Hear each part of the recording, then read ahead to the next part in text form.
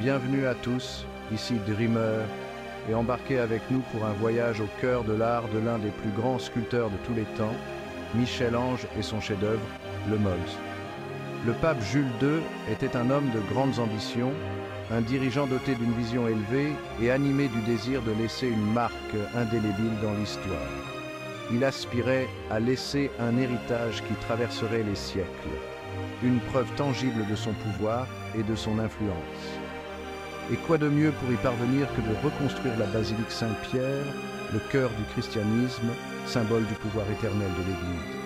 Mais un projet d'une telle envergure nécessitait un artiste au talent incomparable, quelqu'un capable de donner vie à sa vision grandiose.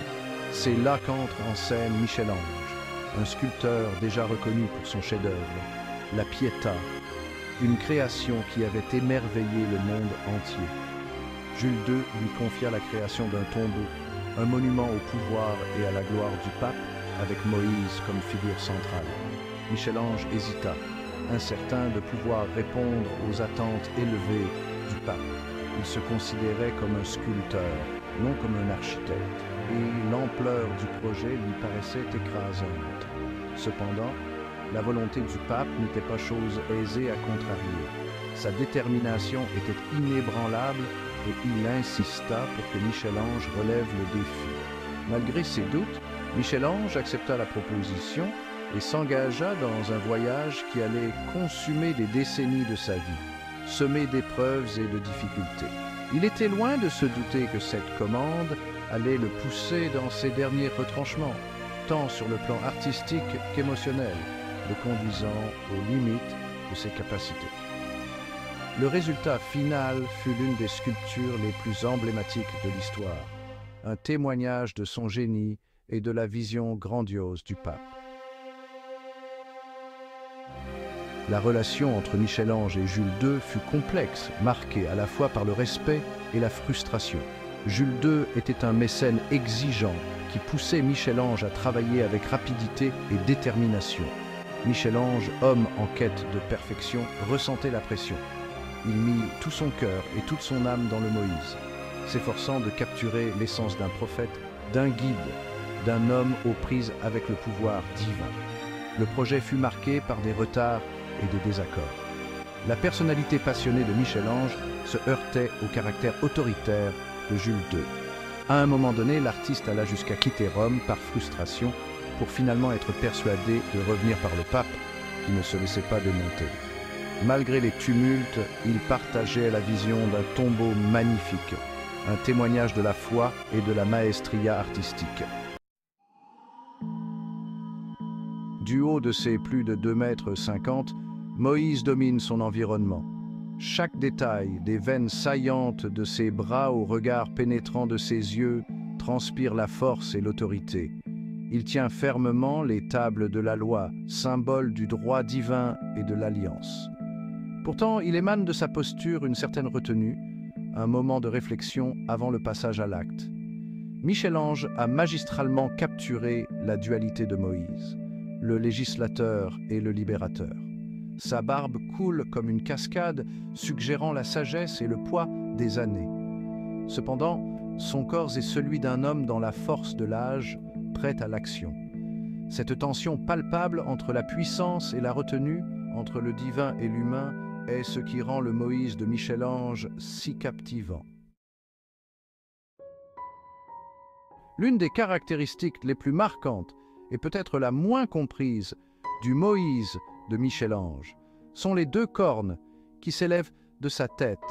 Ce n'est pas une liberté artistique, cela provient d'une traduction erronée de la Bible hébraïque.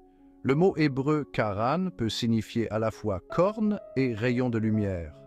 En décrivant la descente de Moïse du mont Sinaï, certaines traductions anciennes le représentent avec des cornes, symbolisant l'éclat de la présence divine. Michel-Ange, fervent catholique, était probablement familier avec cette interprétation. Au lieu de représenter des cornes littérales, il les a sculptées comme des protubérances douces, presque comme des extensions du front puissant de Moïse. Elles contribuent à l'aura de puissance et d'admiration qui entoure le prophète, bien que leur origine réside dans une particularité linguistique.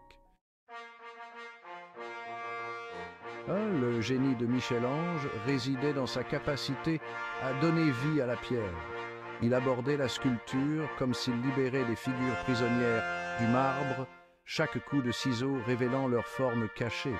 Sa connaissance de l'anatomie humaine était sans égale, ce qui lui permettait de représenter les muscles, les tendons et la chair avec un réalisme saisissant. Moïse est une preuve éclatante de sa dextérité technique. Le drapé du vêtement, qui semble flotter au vent, épouse les formes du corps, révélant ses contours. Les veines des mains et des bras de Moïse sont saillantes de tension, comme s'ils contenaient une force immense. L'attention de Michel-Ange au détail, sa capacité à conférer à la pierre des qualités réalistes, élèvent Moïse du statut de simple sculpture à celui de chef-d'œuvre incomparable. Au-delà de la virtuosité technique, Michel-Ange a su capturer quelque chose de profond dans la personnalité de Moïse.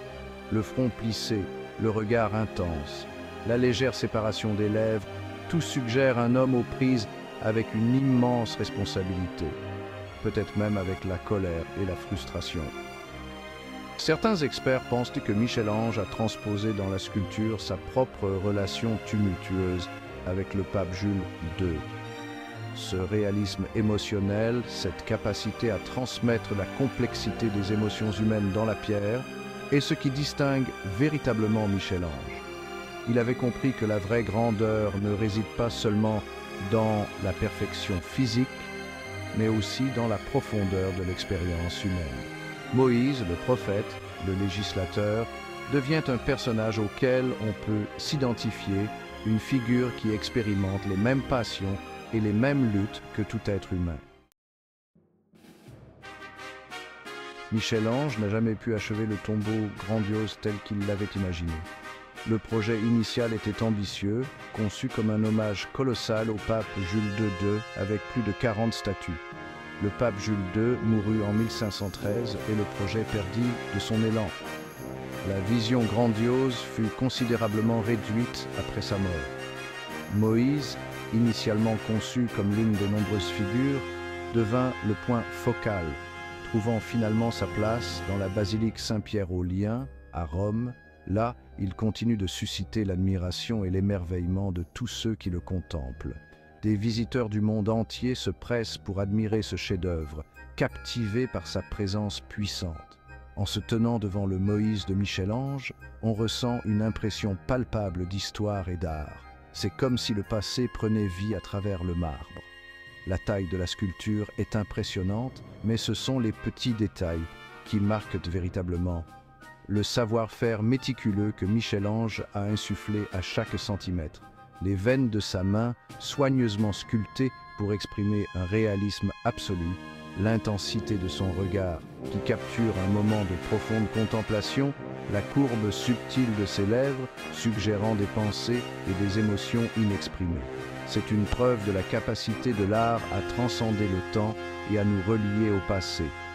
Le Moïse de Michel-Ange demeure un pont entre les époques, une œuvre intemporelle qui continue de nous parler à travers les siècles. Le Moïse de Michel-Ange a eu un impact profond sur l'art occidental. Il est devenu une référence pour des générations d'artistes, influençant la sculpture, la peinture et même la littérature. Le mélange de réalisme, d'émotion et de dynamisme de la sculpture a incité les artistes à repousser les limites de leur propre créativité.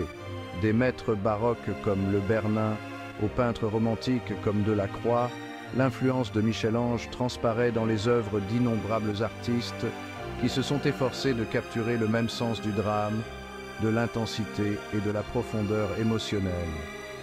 Moïse est devenu un symbole du génie artistique, un rappel du pouvoir de l'art pour susciter des émotions, inspirer et questionner. Le Moïse de Michel-Ange est bien plus qu'une simple sculpture. C'est un chef-d'œuvre de l'art de la Renaissance, une œuvre qui a résisté à l'épreuve du temps. C'est un témoignage de la puissance durable de la créativité humaine, une fusion de la maîtrise artistique et de la profondeur émotionnelle. Les détails minutieux, de la barbe fluide au regard intense, révèlent le talent inégalé de Michel-Ange. De ses débuts tumultueux à son héritage durable, Moïse continue d'inspirer l'admiration et l'émerveillement de tous ceux qui le contemplent.